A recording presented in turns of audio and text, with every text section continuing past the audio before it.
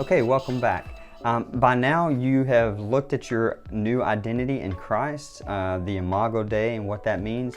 Hopefully you have scanned that QR code. Great resource. And anytime you ever feel devalued, anytime you ever feel worthless, I encourage you to read that material. Always go back to your identity in Christ. Now we're going to look at page 17 again because that's our table of contents, but we're going to fill out pillar number 2, and we're going to spend the next several videos walking through pillar number 2. But in this video, we're just going to look at page number 18. But first, let's go to page number 17, fill out the pillar by writing 2 rules. And these are the 2 basic rules that we're called to live by. Love God, love people. And then how? We take the word love, turn it into an acronym. Love stands for listen, observe, value, express to the Creator. Pause this video, fill that out in your pillar, and then go to page number 18.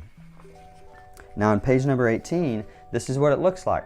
We write the word love down where Jesus is speaking to the crowd, and then we write listen, observe, value, and express. So what Jesus said when he was asked, what's the most important thing in all the world? He said, love God with all of your heart, soul, mind.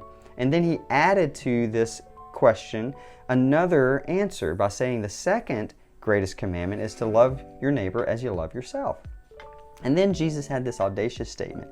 He says, everything else hinges on those 2. In other words, if you just do those 2, if you just love God and love people, that doubly present idea again, if we will just love God and love people, then we will fulfill all the other laws naturally.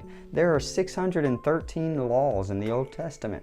Every one of them will be fulfilled naturally if we just love God with all of our heart, soul, mind, and love our neighbors, we love ourselves.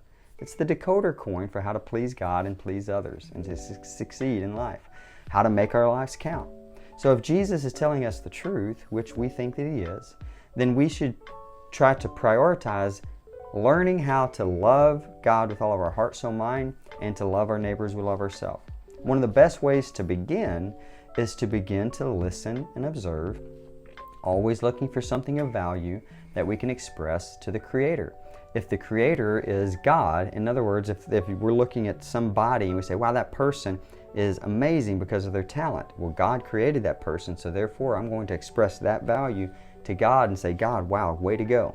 Sunset, sunrise, beautiful landscaping, whatever it may be. Wow, God, good job, right? I'm expressing my value to God about this creation, and therefore I'm loving God with all of my heart, soul, and mind.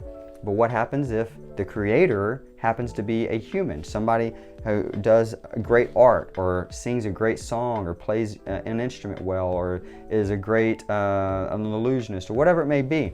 We can speak value to that person because that person has created that piece of art, because that person is created in the image of God.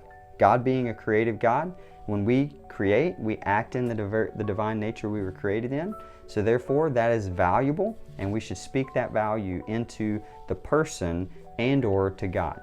This way, we can love God with all of our heart, soul, mind, and we can love our neighbors we love ourselves by simply listening and observing. Always looking for something of value, being doubly present, remember, always looking for something of value that we can express to the Creator.